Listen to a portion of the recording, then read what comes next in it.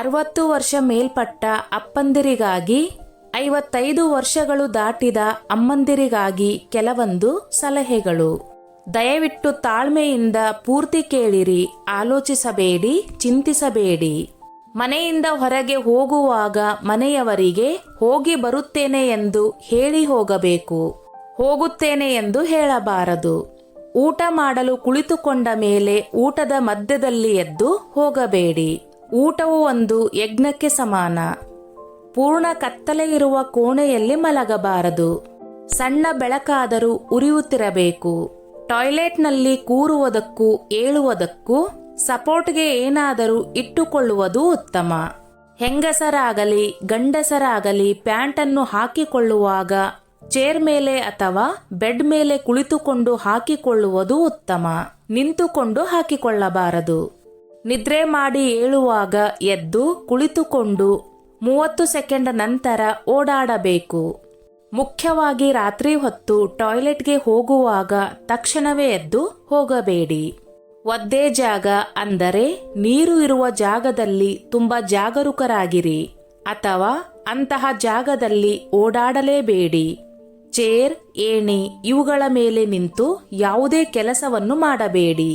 ವಾಹನಗಳನ್ನು ಓಡಿಸುವಾಗ ಒಬ್ಬರೇ ಹೋಗಬೇಡಿ, ಜೊತೆಗೆ ಯಾರಾದರೂ ಒಬ್ಬರು ಇರುವುದು ಉತ್ತಮ.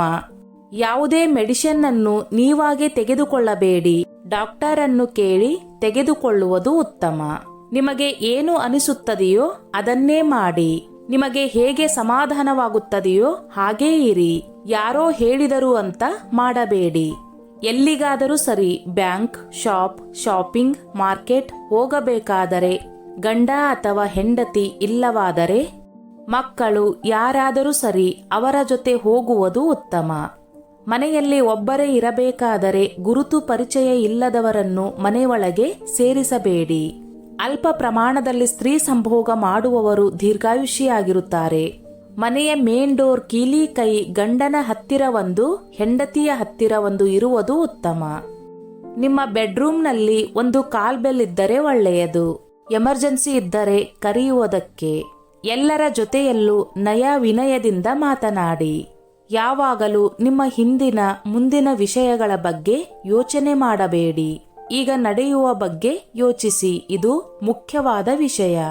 ಈ ವಯಸ್ಸಿನಲ್ಲಿ ನೆಮ್ಮದಿಯ ಜೀವನ, ಆರೋಗ್ಯವನ್ನು ಕಾಪಾಡಿಕೊಳ್ಳುವುದು, ಖುಷಿಯಾಗಿರುವುದು, ಒಳ್ಳೆಯ ಸಂಬಂಧಗಳು, ಒಳ್ಳೆಯ ಸ್ನೇಹಿತರು ಇದು ಮುಖ್ಯವಾದದ್ದು.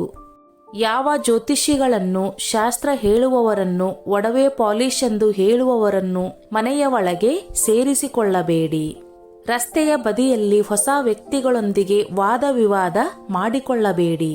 ರಸ್ತೆಯಲ್ಲಿ ಹೋಗುವಾಗ ಯಾರಾದರೂ ಏನಾದರೂ ಕೊಟ್ಟಲ್ಲಿ ತೆಗೆದುಕೊಳ್ಳಬೇಡಿ. ಅಪರಿಚಿತರ ಸಂಗಡ ವ್ಯವಹಾರ ಮಾಡಬೇಡಿ. ನಿಮ್ಮ ಅಥವಾ ಮನೆಯವರ ಯಾವುದೇ ಮಾಹಿತಿ ಕೊಡಬೇಡಿ. ಬ್ಯಾಂಕ್ ವಿವರಗಳನ್ನು ಕೊಡಲೇಬೇಡಿ.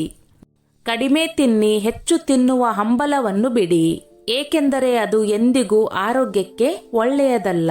ನಿಮ್ಮನ್ನು ವಂಚಿತಗೊಳಿಸಬೇಡಿ, ಆದರೆ ಪ್ರಮಾಣವನ್ನು ಕಡಿಮೆ ಮಾಡಿ. ಪ್ರೋಟೀನ್, ಕಾರ್ಬೋಹೈಡ್ರೇಟ್ ಭರಿತ ಆಹಾರಗಳನ್ನು ಹೆಚ್ಚು ಬಳಸಿ. ಚೆನ್ನಾಗಿ ನಿದ್ರಿಸಿ, ನಿದ್ರೆಯನ್ನು ತ್ಯಜಿಸಬೇಡಿ. ನಿದ್ರೆ ಉತ್ತಮ ಆರೋಗ್ಯದ ಅಂಶವಾಗಿದೆ. ವಾಹನವನ್ನು ಅಗತ್ಯವಿದ್ದರೆ ಮಾತ್ರ ಬಳಸಿ ಮತ್ತು ವಾಹನವನ್ನು ಚಲಾಯಿಸುವಾಗ ನಿಧಾನವಾಗಿ ಚಲಾಯಿಸಿ. ಎಲ್ಲಾದರೂ ಹೊರಡಬೇಕಾದರೆ ಯಾರನ್ನಾದರೂ ಜೊತೆಯಲ್ಲಿ ಕರೆದುಕೊಂಡು ಹೋಗಿ. ಕೋಪವನ್ನು ಬಿಟ್ಟು ಬಿಡಿ, ಚಿಂತಿಸುವುದನ್ನು ನಿಲ್ಲಿಸಿ. ವಿಷಯಗಳನ್ನು ನಿರ್ಲಕ್ಷಿಸಲು ಪ್ರಯತ್ನಿಸಿ. ತೊಂದರೆಯ ಸಂದರ್ಭಗಳಲ್ಲಿ ನಿಮ್ಮನ್ನು ನೀವೇ ಸಮಾಧಾನಗೊಳಿಸಬೇಕು. ಇಲ್ಲವೆಂದರೆ ಅವು ನಿಮ್ಮ ಆರೋಗ್ಯವನ್ನು ಹಾಳು ಮಾಡುವವು. ಸಕಾರಾತ್ಮಕ ಜನರೊಂದಿಗೆ ಮಾತನಾಡಿ ಮತ್ತು ಅವರ ಮಾತುಗಳನ್ನು ಆಲಿಸಿ. ಮೊದಲನೆಯದಾಗಿ ಹಣದ ಮೇಲಿನ ಬಾಂಧವ್ಯವನ್ನು ಬಿಟ್ಟುಬಿಡಿ. ನಿಮ್ಮ ಸುತ್ತಲಿರುವ ಜನರೊಂದಿಗೆ ಸಂಪರ್ಕ ಸಾಧಿಸಿ. ನಗುಮುಖದಿಂದ ಮಾತನಾಡಿ. ಯಾವಾಗಲೂ ಖುಷಿಯಾಗಿರಲು ಪ್ರಯತ್ನಿಸಿ. ಹಣ, ಸ್ಥಾನ, ಪ್ರತಿಷ್ಠೆ, ಅಧಿಕಾರ, ಸೌಂದರ್ಯ, ಜಾತಿ ಮತ್ತು ಪ್ರಭಾವ ಇವೆಲ್ಲವೂ ಅಹಂಕಾರವನ್ನು ಹೆಚ್ಚಿಸುತ್ತವೆ. ನಮ್ರತೆಯು ಜನರನ್ನು ಹತ್ತಿರ ತರುತ್ತದೆ. ನಿಮ್ಮ ಕೂದಲು ಬಿಳಿಯಾಗಿದ್ದರೆ ಅದು ಜೀವನದ ಅಂತ್ಯ ಎಂದರ್ಥವಲ್ಲ, ಆದರೆ ಜೀವನ ಸಾಗರದ ಅನುಭವ ನಿಮಗಿದೆ ಎಂದರ್ಥ. ಇದು ಉತ್ತಮ ಜೀವನಕ್ಕೆ ನಾಂದಿ. ಆಶಾವಾದಿಯಾಗಿರಿ, ನೆನಪಿನೊಂದಿಗೆ ಬದುಕಿ. ಪ್ರಯಾಣಿಸಿ, ಆನಂದಿಸಿ, ನೆನಪುಗಳನ್ನು ರಚಿಸಿ. ನಕಾರಾತ್ಮಕ ವಾತಾವರಣದಿಂದ ದೂರವಿರಿ. ನಿಮ್ಮ ಮುಖದಲ್ಲಿ ಪುಟ್ಟ ನಗುವನ್ನು ಇರಿಸಿ. ಎಷ್ಟೇ ದೊಡ್ಡ ಕಷ್ಟವಿದ್ದರೂ ತಾಳ್ಮೆಯನ್ನು ಕಳೆದುಕೊಳ್ಳಬೇಡಿ.